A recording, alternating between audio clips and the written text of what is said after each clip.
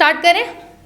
यूं जो अपने वाहनों पर, किताबों पर, कहीं दीवारों पर या सोशल मीडिया की प्रोफाइल पर अक्सर अपने जाति वंश का परचम लहराते हो तुम, छोरा जाट का, ब्राह्मण, गुज्जर, ठाकुर, इसे अपनी वीरता समझते हो या कोई शौर्य गाथा लिखना चाहते हो तुम पंडित हो, जाट हो, गुज्जर हो या हो मुस्लिम, सिख, ईसाई, ये दुनिया को बताना चाहते हो तुम या इसे अपना गुरूर समझते हो तुम। एक नया नाम और सुनने में आया है, रावण, जो मैंने लेटेस्ट बहुत नोटिस किया है, रावण। तो उसकी बात अगर बात करें रावण की, तो एक महान शिव भक्त था वो, पंडित ऐसा जिसके जैसा आज तक कोई नहीं हुआ, विद्वान इतना कि जितना ज्ञान आज तक कोई प्राप्त ना कर सका, कैलाश को उठा लेने वाला बलशाली, मगर साथ ही अभिमानी और पवित्र नारी सीता का हरण करने वाला दुराचारी। तो अब बताओ, इनमें से कौन सा गुण या अवगुण बसा है तुम में, जो खुद को रावण का दर्जा देते हो तुम? जनाब, तुम किस वंश से हो या किस जाति से हो, इस बात को भला यहाँ कौन जानना चाहता है, मगर हाँ, तुम एक बेहतर इंसान बनो, इस गुरूर के बदले इंसानियत को अहमियत दो, ये सारा समाज चाहता है। एक बात बताओ, अपने नाम का प्रचार करके, अपनी शौर्य गाथा का बखान करके क्या लोगों से तारीफ सुन पाओगे तुम? क्या अपने जाति वंश के जरिए अपने लिए सम्मान कमा पाओगे तुम? मेरे हिसाब से तो कतई भी नहीं। पता नहीं क्यों ऐसा लोग करते हैं, पर खैर, इस तरह नाम वंश का प्रचार करके सम्मान मिलेगा या नहीं, ये मैं नहीं जानती, मगर हाँ, जिस दिन इस दुनिया को छोड़कर जाओ, अगर समाज में के सुधार में योगदान दे पाए तो उस दिन चर्चा का विषय ज़रूर बन जाओगे तुम। जिस दिन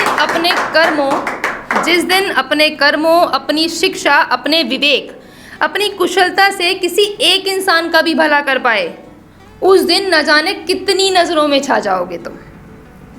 तो कुछ काम करो ऐसा जिससे लोगों के लिए एक बेहतर उदाहरण बन जाओ तुम। और यकीन मानो जिस दिन ऐसी सफलता की सीढ़ी चढ़ जाओगे, उस दिन अपनी चर्चा हर जुबान से सुन पाओगे तुम। और इस पोइट्री का टाइटल है जेवर।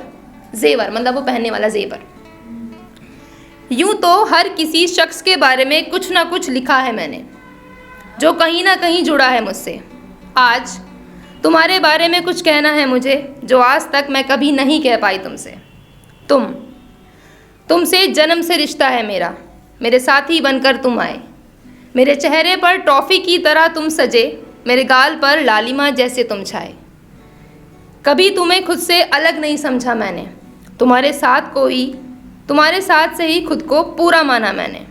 लोगों के तरह तरह के सवालों का कभी बुरा नहीं माना मैंने, उनके हर सवाल के बदले एक मुस्कुराहट देना बेहतर समझा मैंने। लोग हैरान हैं कि मैं बेइलाज तुम्हें किसी नाज की तरह पहनती हूँ जेवर समझकर।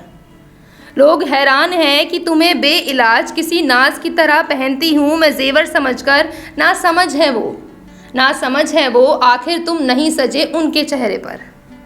मेरे लिए ईश्वर की किसी मोहर की तरह हो तुम, मेरे लिए किसी ईश्वर की मोहर की तरह हो तुम। कहीं गुम ना हो जाऊं इस भीड़ में, शायद इसलिए मेरे चेहरे पर एक मोहर की तरह छपे हो तुम। तो कहीं गुम ना हो जाऊं इस भीड़ भरी दुनिया में, इसलिए मेरे चेहरे पर एक मोहर की तरह छपे हो तुम। बेहद कीमती हो क्योंकि सिर्फ मेरे हो तुम, मुझ पर सजते हो मुझे पूरा करते हो तुम, क्योंकि मुझ पर सजते हो मुझे पूरा करते हो तुम। मुझ पर अच्छे लगते हो सिर्फ मेरे हो तुम। तुम्हारी बदौलत ही तो मिली है मुझे मेरे रूप की चाबी, तुम्हारी बदौलत ही तो मिली है मुझे मेरे रूप की चाबी, वरना शायद मैं भी हर रोज़ खोजती खुद में कुछ ना कुछ कमी। किसी का इंतज़ार नहीं मुझे जो खूबसूरती का ताज पहनाए मुझे, क्योंकि मेरे लिए मेरे कोहिनूर हो तुम। बिना साज श्रृंगार मुझे बेहद खूबसूरत बनाते हो तुम।